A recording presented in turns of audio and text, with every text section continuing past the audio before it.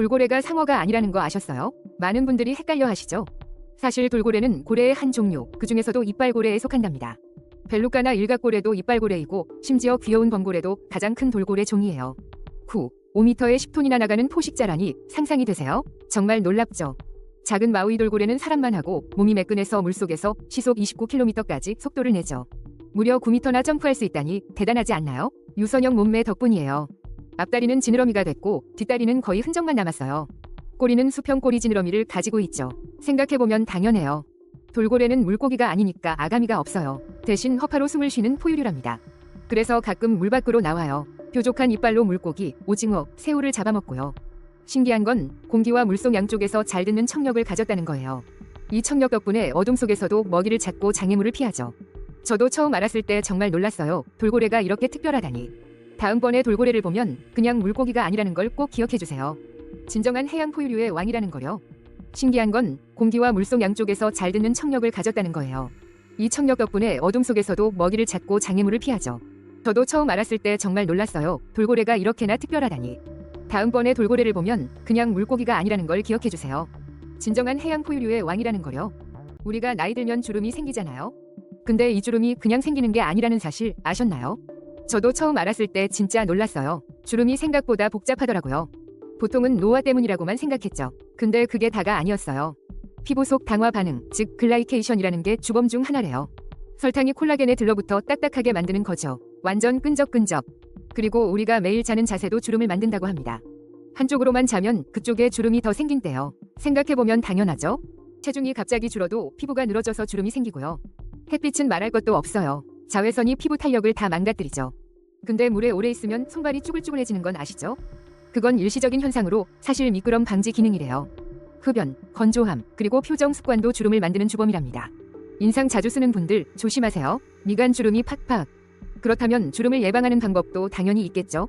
첫째, 햇빛 피하기. 선크림은 필수 중의 필수예요. 둘째, 잘 먹기. 카로티노이드, 비타민, 오메가-3가 중요하대요. 특히 비타민 A, C, D, E는 피부에 정말 좋다고 합니다. 다음번에 거울 볼 때 내 주름은 왜 생겼을까 한번 생각해보세요. 생각보다 훨씬 많은 이야기가 담겨 있을 거예요. 진짜 신기하죠? 캐나다의 네스호 괴물보다 유명한 괴물이 있다는 사실 아세요? 바로 오카나간 호수의 오고포고라는 호수 괴물이죠. 이름부터 귀엽고 특이하죠? 대체 어디서 온 걸까요? 사실 이 괴물은 캐나다 원주민 설화에서 내려온 존재예요. 그들은 이 존재를 나AITK, 즉 물속의 악마라고 불렀죠. 배를 뒤집거나 사람을 해치는 무서운 존재로 여겼어요. 그런데 20세기 들어 갑자기 오고포고라는 이름이 생겨났죠. 1924년 영국 코믹송 오고포고에서 따온 거였어요. 무서운 물속 악마가 귀여운 뮤지컬 스타가 된 셈이죠. 관광객을 끌어야 하니까 당연한 변화였어요. 이제 오고포고는 오카나간 지역의 상징이 되었어요. 기념품, 축제, 와인 라벨에도 등장하죠.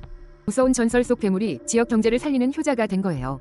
정말 신기한 건 네스호 괴물보다 목격담이 훨씬 많대요. 심지어 1989년엔 캐나다 정부가 보호종으로 지정하기까지 했죠. 진짜 존재 여부와 상관없이 이미 하나의 문화 현상인 거죠. 다음번에 캐나다 오카나간 호수에 간다면 꼭 오고포고를 찾아보세요. 어쩌면 당신도 물속의 악마를 만날지도 모르니까요.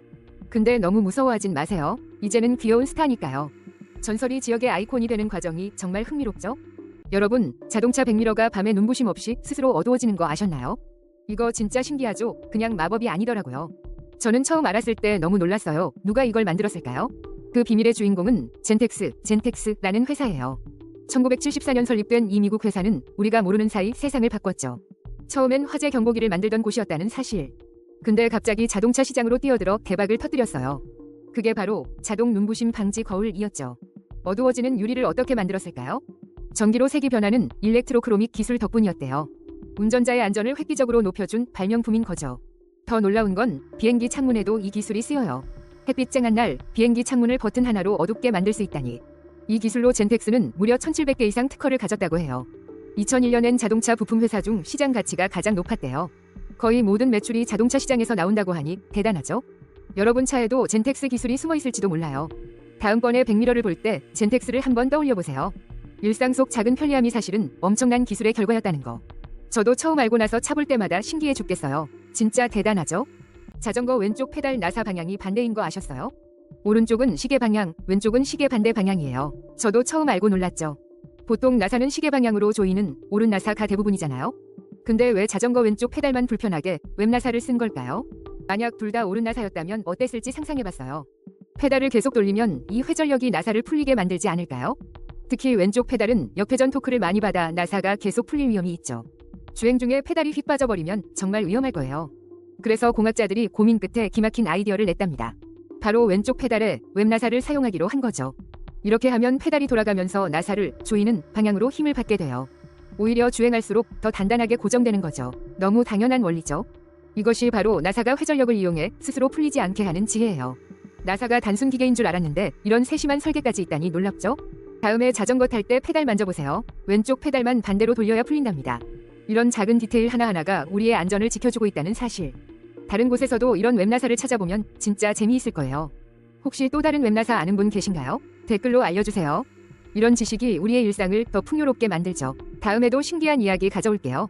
자전거 페달에 숨겨진 비밀 정말 흥미롭죠? 우리가 마시는 탄산수가 사실 우연히 발명된 거 아세요? 누군가 의도적으로 만든 게 아니었대요. 저도 처음 알았을 때 놀랐죠.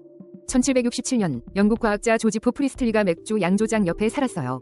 그는 맥주 발효가스에 흥미를 느꼈고 가스 나오는 곳에 물그릇을 매달아 뒀답니다. 며칠 후 물이 톡 쏘는 맛으로 변한 걸 발견했어요. 바로 탄산수였죠. 이게 그 유명한 조지프 프리스틀리의 우연한 발견이에요. 그는 이 물을 마시고 특별한 만족감을 느꼈다고 기록했답니다. 1772년 고정된 공기로 물을 주입하는 방법, 논문을 발표했죠. 사실 그 전 1740년대에 윌리엄 브라우니그도 탄산수를 만들었지만 프리스틀리가 대중화의 길을 연 거예요. 신기하죠? 토마스 헨리는 나중에 약국에서 이 물을 소화불량에 좋다고 팔았대요. 거의 만병통 치약처럼 팔렸죠. 지금 탄산수엔 칼륨, 소듐 같은 미네랄이 들어가 있잖아요. 이게 탄산 신맛을 줄이고 자연 미네랄 워터 맛을 내려고 넣는 거래요. 우연한 발견이 이렇게 큰 산업이 될 줄 누가 알았겠어요? 다음번에 탄산수 마실 때 프리스틀리 아저씨를 한번 떠올려 보세요. 이런 TMI 진짜 재밌지 않나요? 소소한 발견이 세상을 바꿨다니. 그럼 다음에도 또 다른 신기한 이야기로 찾아올게요. 구독 잊지 마세요. 여러분, 이 귀여운 젤리곰이 세상을 바꾼 시초인 거 아셨어요? 저도 처음엔 깜짝 놀랐어요. 그냥 맛있는 젤리가 아니더라고요. 이 젤리곰은 1920년대 독일 하리보 창립자 한스 리겔이 만들었어요. 그는 춤추는 곰들에게서 영감을 받아 씹는 맛이 있는 새로운 과자를 원했죠. 그렇게 탄생한 게 바로 이 곰 모양 젤리, 구미베어였어요. 그전엔 이런 말랑한 씹는 젤리가 흔치 않았잖아요. 구미베어가 데이트를 치면서 전 세계로 퍼져나갔어요. 그리고 이게 모든 구미, 캔디의 시초가 됐다는 점이 진짜 신기해요. 구미웜, 구미샤크, 구미콜라병 등 전부 젤리곰 덕분에 가능했던 거죠. 한마디로 젤리곰이 없었다면 우리가 아는 구미, 캔디는 없었을 거예요. 작은 아이디어 하나가 새로운 캔디 카테고리를 만든 거죠. 저도 처음 알았을 때 와, 진짜 대단하다 싶더라고요. 다음번에 젤리곰을 드실 땐 이게 모든 구미의 조상님이다 하고 생각해보세요. 그럼 왠지 더 특별하게 느껴질 거예요. 진짜로. 작은 젤리 하나에 이런 엄청난 역사가 숨어 있었다니 신기하죠? 세상엔 우리가 모르는 재밌는 이야기가 참 많은 것 같아요. 오늘부터 젤리곰이 다르게 보이시지 않나요? 이 작은 곰이 캔디 역사의 한 획을 그은 장본인이랍니다. 다음에 또 이런 흥미로운 이야기 들고 올게요. 안녕. 다음에 또 이런 흥미로운 이야기 들고 올게요. 안녕. 여러분, 구급차 이름이 왜 앰뷸런스인지 아셨어요? 놀랍게도 걷다는 뜻의 라틴어에서 왔대요. 요즘 구급차는 환자를 빨리 이송하는데 말이죠. 저도 처음 알았을 때 정말 신기했어요. 걷다니. 사실 초기에는 움직이는 병원이란 뜻이었어요. 옛날엔 환자를 들거나 수레로 옮겼거든요. 전쟁터에서 부상병을 치료하며 이동하는 병동이었죠. 그래서 움직이는 병원이라는 뜻에서 유래한 거예요. 지금은 병원으로 가는 긴급 이동 수단이지만요. 역사 정말 흥미롭지 않나요? 주로 밴이나 픽업트럭 기반 디자인이 많아요. 오토바이, 버스, 심지어 보트 형태도 있대요. 사이렌과 비상등은 필수 장비고요. 환자 이송 가능 여부가 구급차 위 기준이래요. 응급 아니면 앰뷸렛이라 부르기도 해요. 이런 차들은 보통 생명유지 장비가 없어요. 다음번에 구급차 보면 어원도 한번 떠올려보세요. 걷다에서 생명을 살리다로 변한 아이러니가 재밌죠? 평범한 단어에도 깊은 역사가 숨어 있답니다. 다음에 또 신기한 이야기 가져올게요. 이거 진짜 신기한 게 아이스크림 먹다 머리띵한 적 다들 있죠? 우리가 흔히 뇌정지라고 부르는 현상 말이에요. 저도 처음 알았을 때 놀랐는데 이거 정식 명칭이 있어요. 바로 차가운 자극 두통이라고 하더라고요. 생각해보면 당연한데요. 차가운 게 입천장에 닿을 때 생겨요. 아이스크림, 슬러시, 심지어 찬물에 머리 담글 때도 올 수 있대요. 그럼 대체 왜 이런 일이 벌어지는 걸까요? 사실 신경이 놀라서 혈관이 갑자기 수축했다가 팽창하는 거래요. 그때 입천장의 통증이 머리로 착각해서 전달되는 거고요. 너무 빨리 먹으면 더 심하게 느껴진다는 연구 결과도 있어요. 뜨거운 물에 혀를 데이는 것과 비슷한 원리라고 생각하면 쉬워요. 이거 진짜 신기한 게 고양이도 뇌정지를 겪는다는 사실.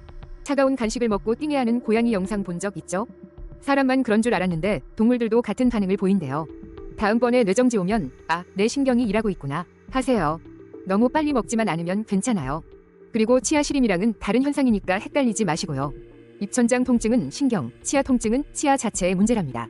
정말 우리 몸은 사소한 것 하나까지도 다 이유가 있네요. 다음엔 또 어떤 신기한 이야기를 가져올지 기대해주세요. 12세기 영국 울핀 마을에 피부가 초록색인 아이들이 나타났어요. 남매는 낯선 언어를 쓰고 생강낭콩만 먹었죠. 이 이야기는 12세기 기록에 실제 있어요. 정말 신기하죠? 윌리엄 오브 뉴버러와 랄프 오브 코지셜이 기록했죠. 시간이 지나며 아이들은 영어를 배우고 피부색도 돌아왔어요. 하지만 남자아이는 병약해 세례 직후 사망했어요. 여자아이는 새 삶에 적응했지만 방탕하고 뻔뻔하다는 평을 받았죠. 그녀는 해 뜨지 않는 땅에서 왔다고 설명했어요. 그곳은 항상 어스름하고 모든 것이 초록색이었다고요. 어떤 기록엔 성 마틴의 땅이라고 불렀다고도 해요.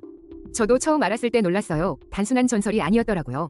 중세 사람들은 이걸 어떻게 설명했을까요? 가장 유력한 가설은 비소 중독이에요. 빈혈로 피부가 초록빛을 띠죠. 지하 광산 노동자 아이들이 햇빛 못 보고 이주했을 가능성도 있어요. 그들의 언어는 플랑드르어였다는 분석도 있습니다. 플랑드르 이민자들이 박해를 피해 숨어 살았다는 거죠. 또 다른 가설은 늑대 아이들처럼 숲에서 길러졌다는 겁니다. 상상력을 자극하는 외계인설도 여전히 팬들 사이에선 인기예요. 수백 년이 지난 지금도 울핏의 초록 아이들은 미스터리로 남아있어요. 다음에 울핏 이야기를 들으면 어떤 가설이 가장 와닿으세요?